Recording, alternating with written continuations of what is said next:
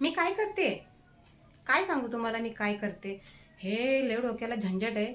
आमच्यामध्ये स्लीवलेस कपडे वापरत नाही, म्हणजे वापरतात, काही ठिकाणी वापरत असतील या काही घरामध्ये वापरत असतील, पण आमच्या इकडची पद्धतीच अशी आहे, या ती कल्चर या काय ते तसंच आहे की स्लीवलेस म्हणजे एवढे कपडे वापरायचे नाही. ठीक आहे, चांगली पद्धत आहे, आपलं अंग झाकून राहतं, त्यामुळे ती सवय नाही आहे. आणि एक ड्रेस ऑर्डर केला होता, तो बिना हाताचा आला होता. हा वाला हे बघा, हा वाला बिन हाताचा आला होता. आणि याला आता हात लावायचे, तर काय विचार केला, ह्याच्या आतमध्ये कपडे पण नव्हते, हात लावण्यासाठी कपडा अजिबात नव्हता. मग ओढणी आहे या कलरची. आता ओढणीला म्हटलं तर याच्यावर हात लावून टाकूया, थोडीशी शिलाई उसकटवले आणि थोडंसं करूया. आणि हा लय पद्धतीने वैताग आणलाय, हे असं नाही करायचं आणि तसं नाही करायचं. चांगलं असतं असं काय नाही, वाईट नसतं ते, पण कंटाळा येतो, काय सांगायचं तुम्हाला. आणि त्यात आता हे आपले पूर्ण हाताचे कपडे घालून घालून बायांचे हात काळे झालेले, म्हणजे ते गोरे असतात आणि जे उन्हात दिसतात ते काळे काळे हात असतात, त्यामुळे ते बरं आहे. पण शक्यतो मला तर वाटतं अंग झाकून असलेलं, जसं हे मोठे स्लीव्स वगैरे, अंग छान दिसतं, बऱ्यापैकी असतं. म्हणून विचार केला, चला आपण याला तर स्लीव्स लावूया. स्लीव्स लावूया खरं, पण ही बारीक शिलाई आहे, ती लय डोकं खाते आहे माझं. हे सगळं ठीक आहे, पण का असतात अशा पद्धती की उगाचच लादायच्या. ठीक आहे, ज्याला आवडतंय ते ठीक आहे, तो वापरतो, आता आम्ही वापरतो. पण ज्याला आवडत नाही तो सुद्धा वापरू शकत नाही. ह्या काही गावाला आमच्या जे शिकलेले वगैरे आहेत ना, आता मी तुम्हाला सांगेन, आमच्या इकडचे बहुतेक मिलिटरीमध्ये आहेत या पोलीस भरतीमध्ये आहेत. मग त्यांचे मोठे मोठे बंगले आहेत गावाला. हां, मग ते शिकलेले वगैरे आहेत, मग ते मुंबईला वगैरे राहून असे टापटीप झालेले असतात. फक्त गावाला आले की फक्त एक देखावा करतात आणि चांगलं राहण्याचा प्रयत्न करतात, आणि मुंबईला आलं की ते नॉर्मलच वेस्टर्न स्टाईलमध्ये राहतात. असे भरपूर जण आहेत. काही जण सिंगल राहतात, एक हजबंड वाईफ राहतात कुठेतरी बाहेर. मग ते काय करतात, तिकडे एक नॉर्मली वेस्टर्न कपडे यूज करतात, पण गावाला आल्यावर आपला पूर्ण पेहराव यूज करतात. सो ठीक आहे, आपली संस्कृती जपतात, हे खूप महत्त्वाचं आहे. पण खूप काही गोष्टी आहेत की आमच्याकडे न पटण्यासारख्या सुद्धा आहेत. जसं आमच्याकडे बिरोबाला, आरवडीला बिरोबाला बकरं चालत नाही, पण बाहेर दुसरा देव आहे, काय ते आता ते नाव आठवत नाही, म्हणजे त्यांना बकरं कापलं जातं, पण बिरोबा बिरोबा असं नाव घेतलं जातं. आणि काहीतरी नवरात्रीला 9 दिवस झाल्यानंतर तिथे पूर्ण जे महाप्रसाद असतो तो मटणाचा असतो. ते एक झालं वैशिष्ट्य. परत आमच्या इकडे म्हणतात ना, मायाक्का देवीला नॉनव्हेज चालत नाही. यात्रेला जायचं म्हटलं की पूर्ण घर स्वच्छ करून गेलं जातं, अजिबात घाण वगैरे काही नाही, एकदम टापटीपणे स्वच्छतेने तिथं जावं लागतं यात्रेला. पण तिथे सुद्धा नदीच्या बाजूला काही लोक बकरी कापतात, म्हणजे तो एक वेगळा प्रकार आहे, काही समजत नाही. परत सतोषा आहे एक देवस्थान, तिकडे सुद्धा बकरी खाली कापली जातात, ते एक झालं. अजून खूप असे काही काही देवस्थान आहेत, ते बकरी कापली जातात.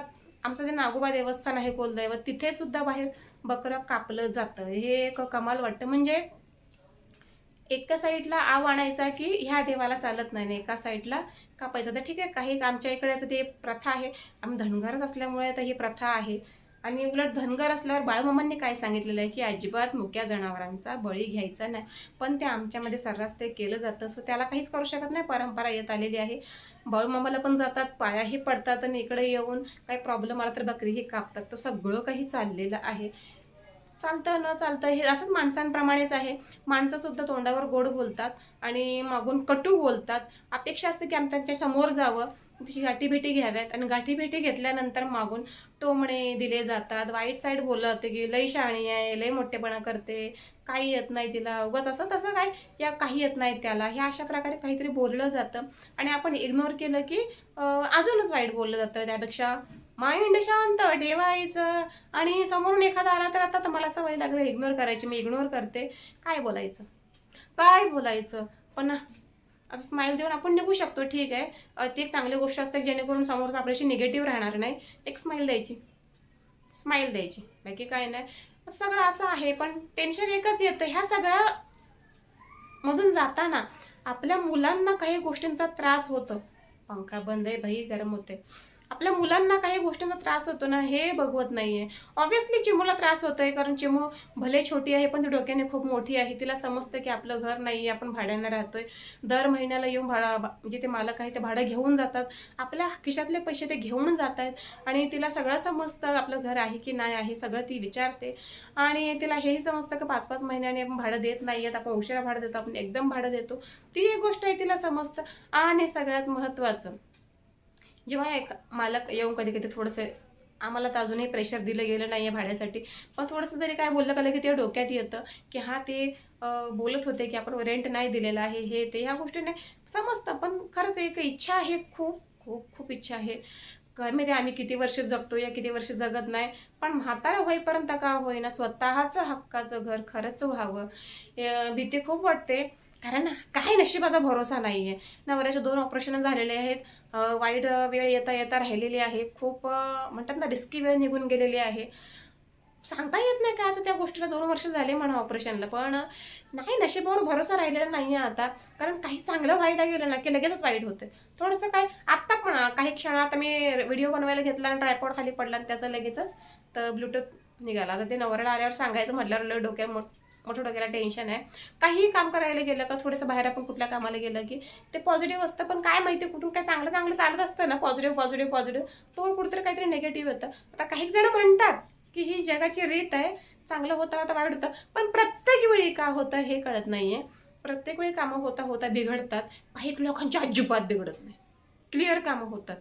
आणि असं म्हणतात की बाई ह्याचा पायगुण चांगला त्याचा पायगुण चांगला. मला तर नेहमी म्हटलं गेलं की तुझा पायगुण चांगला नाही, म्हणजे माझा बरं का माझा पायगुण चांगला नाही आहे आणि माझी जीभ चांगली नाही आहे. माझी जीभ काळी आहे, दिसतंय. खरंच आहे का मला अजूनही पटत नाही कधी कधी. जर मी म्हणते जी मी बोललेलं खरं होत असेल तर मी बोलते की माझं स्वतःचं हक्काचं घर व्हावं. का होत नाहीये लवकर? व्हावं. खूप पॉझिटिव्ह विचार आहे, व्हावं, पण होत नाहीये. पण तरीही लोक म्हणतात की तुझी जीभ बरोबर नाही, तू बोलतं ते खरं होतं. पण माझं अजून स्वतःचं काय बोललेलं खरं झालेलं नाहीये आणि माझा पायगुण चांगला नाही असं म्हटलं जातं. सो काय माहिती, देव जाणं अजून असतील हे काय सांगता येतं. देवानं तसं आपल्याला खाली टाकलं असेल वरनं की हिनं कुठेही गेलं का काम बिघडावं. पण तरी सुद्धा मेंटली मी टॉर्चर लय होते मेंटली टॉर्चर. पण प्रयत्न प्रयत्न अगोदर नव्हता माझा प्रयत्न कधीही मेंटली स्टेबल राहण्याचा. पण जशी जशी मुलं आपल्या हाताखाली आली ना असं वाटतं की नाही नाही स्टेबल राहणं, आपण जर स्टेबल राहिलो आपण शांत राहिलं तर आपलं मुलं शिकणार. आणि ते आहे. आणि अजूनही यूट्यूबचा काही पेमेंट आलेला नाही आहे. त्यामुळे खूप जणांना असं वाटत असेल की यूट्यूबकडून पैसे येत आहेत, तर तसं काही नाही आहे. खूप जण म्हणतात की कोणाला 90 येतं, कोणाला एक येतं, म्हणजे 1 लाखापर्यंत जातं, कोणाला 90 जातं, कोणाला 80 जातं, कोणाला 70 जातं. मला अजून काहीही आलेलं नाही आहे आणि खरंच खूप कमी कमी डॉलर बनतो. अजिबात काय चांगलं बनतं. जोवर तुमचं चांगले व्हायरल व्हिडिओ जात नाही ना तोवर तुम्हाला काही मिळत नाही. त्यामुळे यूट्यूबकडून आहे ना जास्त अपेक्षा कधी करायची नाही. नुसतं काम करत राहायचं, नाही तर पार तुमची चिंधी होते डोक्याची, नुसती वाट लागते सगळे. त्यामुळे पैसा लवकर काही मिळत नाही. कोणालाही असं कुणीही डोक्यात गृहीत धरू नका की यूट्यूब चालू केलं खाड द्यायचे खाड पैसा आला, असं काही नसतं. नाही, ज्यांना मिळतंय त्यांना मिळतंय, कारण ते मस्त कोरोनापासून आलेत करत. मी भले कोरोनापासून करत आले, पण माझे 2-3 चॅनल मी बाजूला केले आणि आता परत ह्या वर्षामध्ये, आता हे 2रं वर्ष चालू झालंय, 2रंच वर्ष पकडा माझं हे या चॅनलचं. अगोदर 2-3 चॅनल मी बाजूला सारलेत आणि ह्या चॅनलकडे मी टर्न मारलाय आणि ऑलरेडी एक चॅनल तर आहेच. पण मला वाटतं 5 वर्ष दिल्याशिवाय चॅनलला कोणाकोणाचं लय नशीब. 6 महिने वर्षभरात उभे राहतात, पण कोणाकोणाचं एवढं नशीब. आता मी बोलले असते, पण हे यूट्यूब आहे एवढं वाईट आहे ना की काही नाही, तग धरायचं तग. आणि जर तुमच्याकडे फुटकी कवडी नसेल आणि तुम्ही यूट्यूबकडून अपेक्षा करताय तर एवढं मात्र समजून घ्या की यूट्यूब तुम्हाला चांगलं चाळून घेतंय. हां, आणि ज्याच्याकडे पैसा आहे त्याला खरंच चांगलं मिळतं, कारण तो चांगलं चांगला तामझाम करतो, चांगलं चांगलं दाखवतो, खूप सारं काही काही इनोव्हेशन्स करतो, खूप चांगले चांगले कॅमेरेच वापरतो. आता आमचा मोबाईलच बघा, लगेच बॅकग्राऊंडमध्ये जातो ब्लॅकवाल्या, परत असं लाईटमध्ये येतो. सो असा प्रॉब्लेम असतो, खूप काही गोष्टी असतात, बाहेर यायचा प्रयत्न करायचा. आणि तसंच मी ह्या सगळ्या ह्याच्यातून करत असते. आता आजही मला अजून टोमणे दिले गेलेले आहेत आजही दिवसभरात, की आता एक इन्स्टावर व्हिडिओ थोडासा चाललाय, लोक पटापटापटा रिप्लाय देत आहेत, तर लगेच तिकडे सुद्धा काही लोकांच्या काही लोकांचे लक्ष आहे. बघूया आता काय काय होते काय नाही. पण मला वाटतं एक व्हिडिओ थोडासा जातोय म्हटल्यावर काही होत नाही हो. चांगलं फॉलोअर्स वाढू द्या. आणि इन्स्टाकडून तर काही जास्त मिळत नाही, फक्त काय मिळालं तर ब्रँड्स कोलॅबोरेशन मिळतं. जास्त ते यूट्यूबकडे सगळं मिळतं आणि आपण यूट्यूबसाठीच काम करतोय. बघूया आपलं देव आपल्या नशिबात काय देतो काय मला माहीत नाही. कधी आम्ही जर विचार करून चालतो की आम्हाला महिन्याला 10,000 जरी दिले, 10,000 दिले, तर नवऱ्याच्या पगारातून हप्ता जातोय की नाही. या 10,000 माझं घर तर चाललं पाहिजे. तुम्ही म्हणता कामाला जा, अरे देवा किती विचार करते मी कामाला जाण्याचा, किती विचार करते, पण नाही जमत आहे. तर ठीक आहे, जाऊ द्या. भेटू पुन्हा आपण एका अशा नवीन व्हिडिओमध्ये अजून दुसरं काहीतरी काम करत. हे सगळं उसवून घेते आणि पटकन मशीनवर बसते, हात लावून टाकते. उद्या तुम्हाला दाखवतो मी याला लावलेला हात. नाही तर व्हिडिओ बनवीन मी, टेन्शन घेऊ नका. तुम्हाला दाखवेन मी ह्याला हात लावलेला आणि शिलाई न जमता व्यवस्थित मी कसा हात लावला या ड्रेसला ते दाखवेन मी. लय मोठं काम असतं शिलाई मशीनवर बसणं म्हणजे. हे काय मशीनवर किती मोठा पसारा पडलाय बघा. ते मशीन काही जास्त मी वापरत नाही कारण वेळच मिळत नाही आहे. आता वापरणार, हात लावायचा आहे, ड्रेस ओके करायचा, ड्रेस घालायला होईल. किती छान आहे, मिशोवरच घेतलेला होता, छान आहे, पडून राहिला तसाच, कारण त्याला हात नाही म्हणून. ठीक आहे, चलो बाय. चहा बनवते आता, चहा पिते आणि हात बनवते. Okay bye. पुन्हा भेटू एका नवीन व्हिडिओमध्ये. व्हिडिओ आवडला असेल, थोडंसं काहीतरी माझे विचार पटले असेल तर नक्की लाईक करा. Bye bye. आणि हो, हा dress, sorry sorry sorry sorry, हा ड्रेस पूर्ण बघा.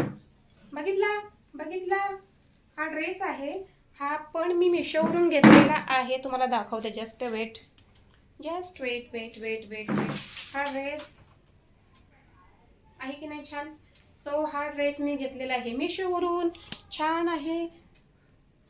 तुम्हाला आवडला असेल तर नक्की तुम्ही परचेस करू शकता, या तुम्ही लिंकवर जाऊन क्लिक करून सुद्धा माहिती बघू शकता. पटला तर बघा, नाही तर राहू द्या. आणि ओढणी ही खूप छान आहे, अशी पातळ सुळसुळीत आहे. ड्रेस टॉप आहे हा, आणि पॅन्ट आहे. ओके, सो बाय, चलो मिलते हैं फिर.